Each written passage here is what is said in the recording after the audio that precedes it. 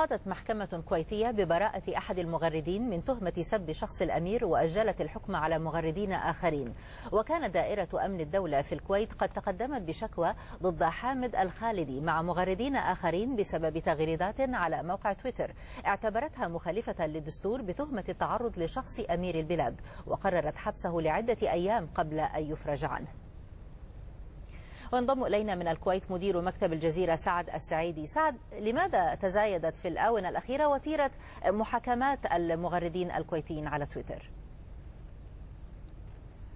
نعم نوران، موقع تويتر في الكويت حقيقة يؤثر كثيرا في الرأي العام. هناك انجذاب كبير لهذا موقع التواصل الاجتماعي بين الشباب الكويتيين، القوى السياسية وكذلك الكثير من المعارضين والنواب والشخصيات السياسية أصبحت تهتم في هذا الموقع لتأثيره الكبير هنا في الكويت. الآن هذا الموقع أصبح يفهم بعض التغريدات كما يقول بعض المغردين حين يتحدثون عن الشأن السياسي، وهنا الكويت حقيقة تتحدث كثيرا في الشأن السياسي. أصبحت الأمور كلها يقول المغردون هنا أن يتم تحويلهم على قضايا حسب فهم رجال الأمن أو المباحث أو أمن الدولة التي تطارد بعض التغريدات التي تعتقد بأنها تسيء إلى الشخصيات السياسية، وخصوصا إذا كانت تسيء إلى شخص الأمير أو العيب في الذات الأميرية، وهذا ما يخالف نص المادة 56 من الدستور الكويتي التي تمنع المس بذات الأمير. لكن موقع التواصل الاجتماعي تأثيره كبير هنا في الشارع الكويتي، أخرج المسيرات الكبيرة. موقع التواصل الاجتماعي أثر كثيرا حتى في صناعة القرار.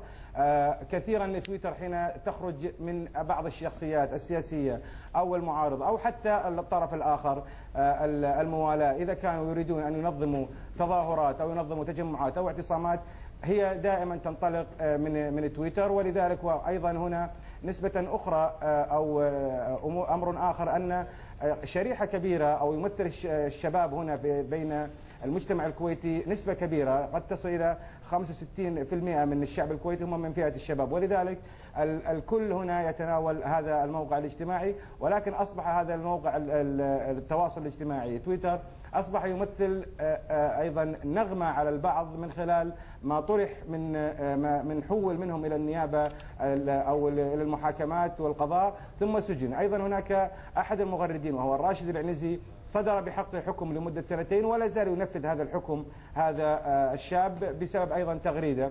هناك أيضا أحد المغردين وهو عياد الحربي صدر بحقه حكم لمدة أيضا 2 وهذا إلى الآن لم ينفذ الحكم. ولكن كما فهمنا من المقربين من عياد الحربي هذا المغرد بأنه كان يتحدث عن قصيدة للشاعر العربي أحمد مطر. إذن تأتي دائما التفاهمات حول ما تفهمه هذه الإدارات، وأيضا لعدم وجود قانون ينص على قانون لمواقع التواصل الاجتماعي ينص على صراحة على بعض الجرائم أو العقوبات، هو ما كان يؤثر على هذه القضايا وفهمها الخاطئ أو الصائب من قبل الجهات المعنية. شكرا جزيلا لك مدير مكتب الجزيرة سعد السعيدي من الكويت.